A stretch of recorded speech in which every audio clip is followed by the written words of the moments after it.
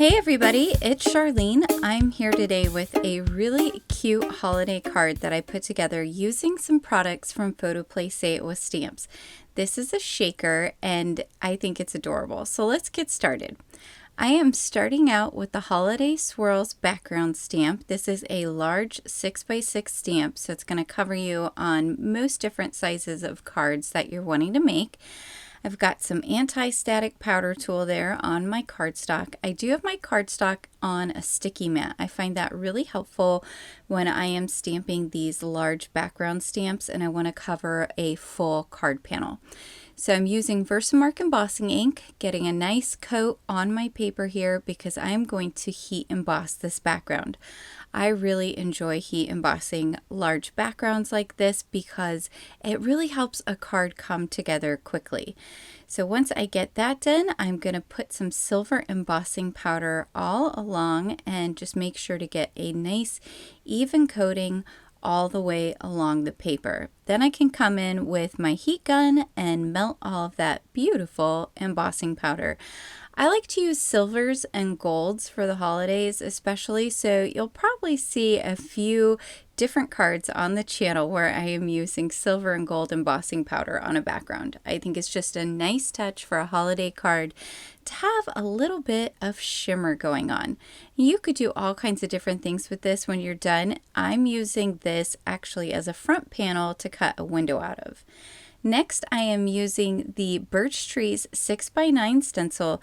This is a two-piece stencil, which is really cool, and I'm going to be doing some inked stencil embossing on this, which is a technique that I came up with, I don't know, probably 6 months ago or so, and you just stamp the stencil with your ink pad. You can see I have a piece of scratch paper underneath there just so I don't get my desk all messy, and then I have it hinged with a piece of tape so I can just flip my piece of cardstock over onto the stencil.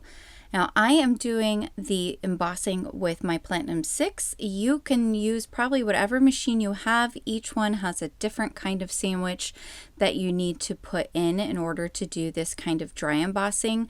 For the Platinum 6, you put down the embossing mat and then the embossing plate on top of your stencil and piece of cardstock.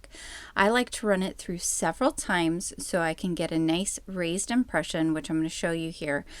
And I'm not going to take off the stencil yet though. I'm going to come in here with some pumice stone distress oxide and I'm going to darken up what is eventually going to be the birch trees, and this will make more sense as this piece comes together. So you could leave them white, but I looked at pictures of birch trees and I have some birch trees in my backyard and I found that they tend to have a little bit of a gray tone. If I did this over again, I'd probably do it with a lighter hand, or maybe I would do it with distress ink instead of the oxide, but all in all I'm pretty happy with how it came out. Now I'm using the second layer of the stencil and I'm coming in here with some gathered twigs distress oxide, and this second layer is going to create the little dots that go onto the birch tree. So if you've ever looked at a birch tree, they kind of have these light brown spots on them and it adds this nice variation and pattern to the trees. So I'm going to take this off now. And you can see there's little spots where my inked stencil embossing kind of went where it was meant to stay white. So what I'm doing is I'm coming in with my white gel pen and I'm just going in and I'm changing those back to white. Now I certainly could have avoided this if I had just done the stenciling and not put any ink on the background, but I wanted to have a blue sky in the background and I didn't want to have to do a bunch of masking or anything like that, and I thought the ink stencil embossing was really easy to accomplish that look. So next I'm going to come in here and I am using the You're a Deer stamps and dies. These are so sweet. There's a bunch of different reindeer, one with lights in his antlers, one jumping, and then there's some really cute sentiments. So I'm going to stamp this out with some alcohol marker friendly ink, and then I'm going to come in and color this with my Copic markers. For the fur, I am using E41, E43 and E47, and I'm starting with my dark going to my mid and then to my light. Now I'm not using in the different little areas all three colors. In some areas I'm using the mid and the light, and in some areas I'm using the dark and the mid. Hopefully that makes sense, but I want the fur to have this nice brown tone, but I want it to be lighter in some areas but darker in other areas.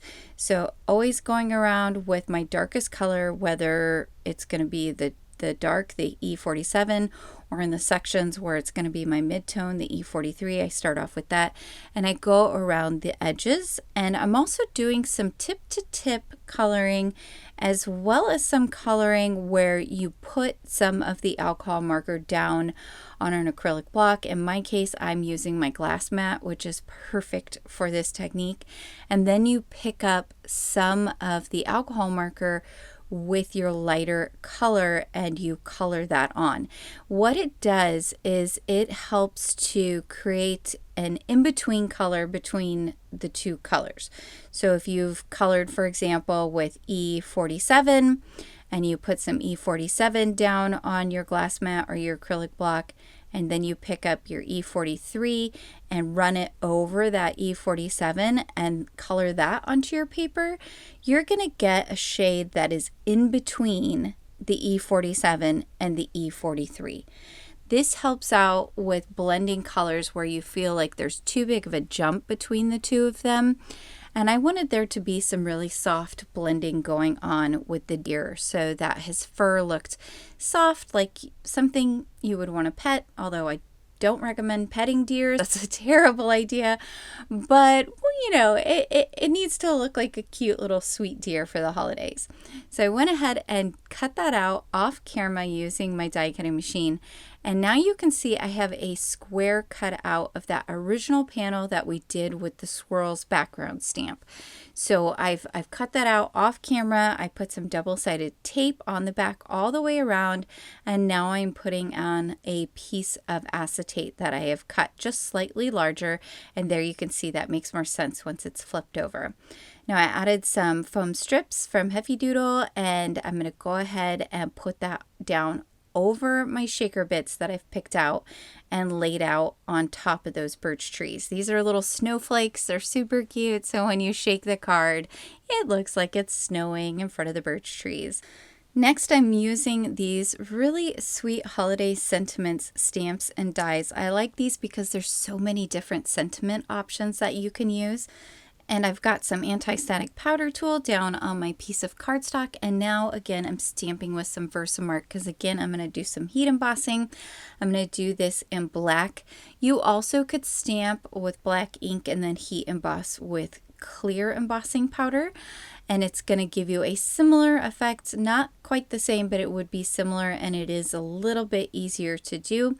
I've got some Wow black embossing powder, and I'm getting that heated up with my heat gun, and it's going to give me some nice shine and just add a little something to the card. I really like heat emboss sentiments as well.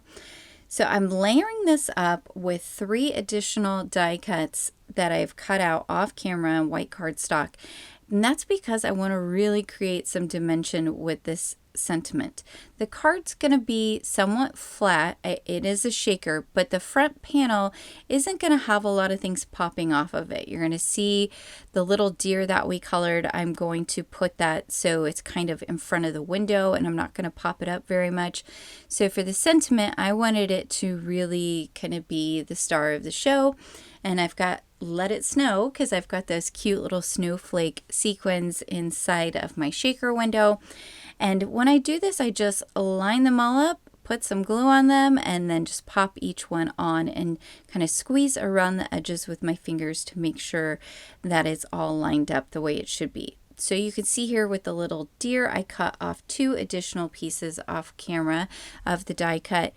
And on one of them, you're going to see here in just a moment, I cut part of the side off. And that's because, like I said, I'm going to put the deer partially in front of the window. So I didn't want it to have any kind of bump where it goes over from the window to the cardstock panel that has the swirl embossing on it. So I used that extra layer that was trimmed there. So now I can put down my sentiment on the front with some liquid adhesive, put down my cute little deer there in front of the birch trees in the window, and that is pretty much going to put my entire card together. I didn't put any sequins or anything like that on the outside of the card. For the inside of my card, I have stamped one of the sentiments from the stamp set. It says Christmas cheer for a friend so dear, which is very cute and goes with the little deer on the front of the card. And then I used some double-sided tape in order to secure my shaker part to the card base. So there's my finished card, guys. I hope you picked up some tips and tricks along the way. Please be sure to like and subscribe, as well as hit that notification bell so that I can continue bringing you more crafty content in the future. Until next time, happy crafting!